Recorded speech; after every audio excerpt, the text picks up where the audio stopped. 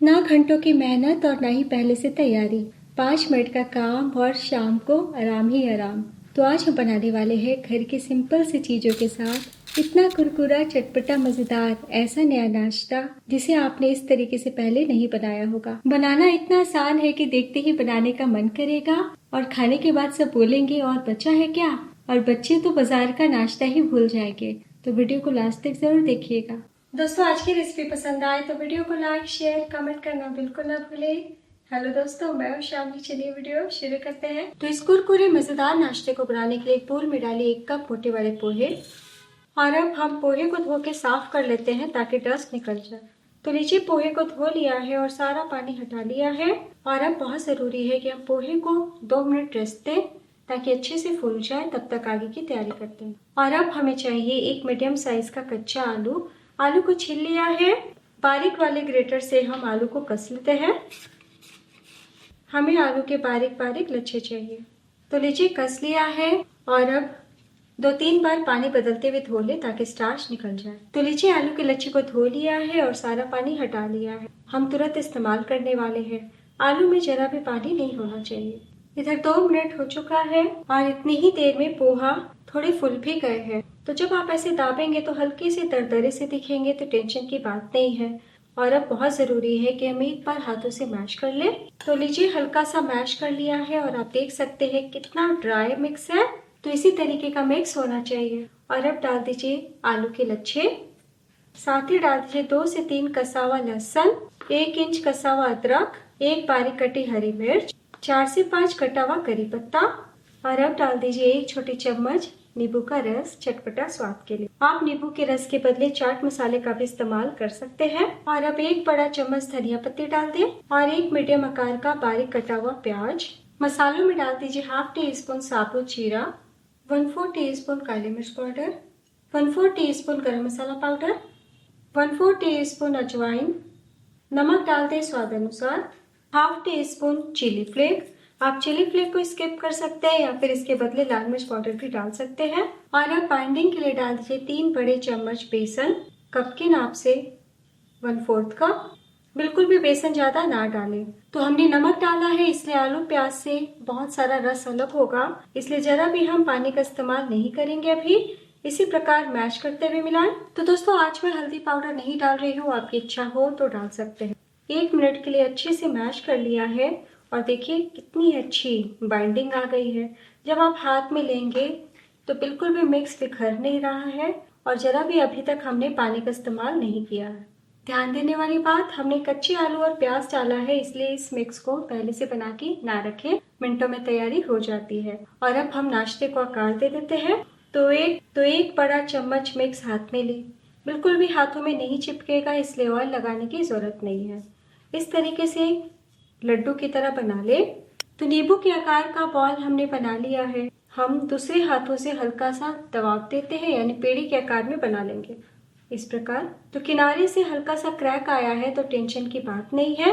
इस तरीके से जब आप गोल करेंगे ना, बहुत ही अच्छे से समेट आ जाएंगे। देखिए, तो बहुत ज्यादा मोटा नहीं रखिएगा, इसी तरीके से रखिएगा ताकि नाश्ता अच्छे से अंदर तक पके और कुरकुरा बन के तैयार हो। एक प्लेट में रख ले। इसी तरीके से हम 1 बड़ा चम्मच मिक्स लेते हुए सभी नाश्ते को आकार दे देते हैं। तो लीजिए, हमने सभी पोहा बेसन की टिक्की तैयार कर ली है और कितने अच्छे दिख रहे हैं। तो आप चाहे दोस्तों तो एयर फ्रायर में इसी प्रकार बेक कर सकते हैं या फिर शैलो फ्राई भी कर सकते हैं, बिल्कुल भी ऑयली नहीं होंगे। लेकिन आज इस नाश्ते को और भी कुरकुरा बनाने के लिए एक हम छोटा सा स्टेप और करेंगे जिससे और टेस्टी हो जाएगा। उसके लिए एक बोल में लीजिए 2 बड़े चम्मच चावल का आटा। आप चावल के आटे के बदले गेहूं के आटे का भी इस्तेमाल कर सकते हैं, लेकिन चावल आटा से बनाइएगा तो नाश्ता ज्यादा क्रिस्पी बनेगा। और अब आधा छोटी चम्मच सफेद तिल डाल दें, थोड़ा सा चिली फ्लेक 1/4 टीस्पून, बहुत ही हल्का सा नमक 2 चुटकी, बिल्कुल भी ज्यादा नमक ना डालें, और 1 छोटी चम्मच धनिया पत्ती। और अब थोड़ा पानी डालें और गाढ़ा सा स्लरी तैयार करें। तो चावल आटा डाला है इसलिए पानी ज्यादा लगेगा थोड़ा। तो लीजिए, हमने घोल तैयार कर लिया। एकदम पानी जैसा पतला भी नहीं रखेंगे, धीरे धीरे करते हुए मैंने 1/3 कप पानी का इस्तेमाल किया है। इसी तरीके का मिक्स होना चाहिए। और अब हम नाश्ते को फ्राई कर लेते हैं। तो स्लरी में एक पोहा बेसन टिक्की को डालिए और इस तरीके से हम डिप करेंगे और तुरंत घोल से बाहर निकाल के फ्राई कर लेंगे। तो यहाँ पे मैंने पैन में ऑयल डाला है, तेल गर्म हो चुके हैं, बहुत धुएंधार गर्म हम नहीं करेंगे। अब एक एक करके नाश्ते को डिप कीजिए और इस प्रकार ऑयल में डालिए। डालने के टाइम फ्लेम को लो टू मीडियम रखिएगा। आप चाहे तो हाथों से भी डाल सकते हैं।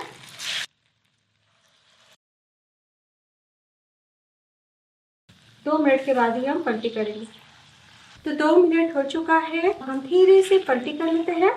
तो आप देख सकते हैं कितना प्यारा कलर आया है। तो इस नाश्ते को बनाना जितना आसान है ना, उतना ही मजेदार लगता है और कहीं कोई दिक्कत नहीं आएगी। टोटल आपको 5 मिनट का टाइम लग जाएगा। दूसरी तरफ से भी 2 मिनट के लिए फ्राई कर लें, लो टू मीडियम फ्लेम पे।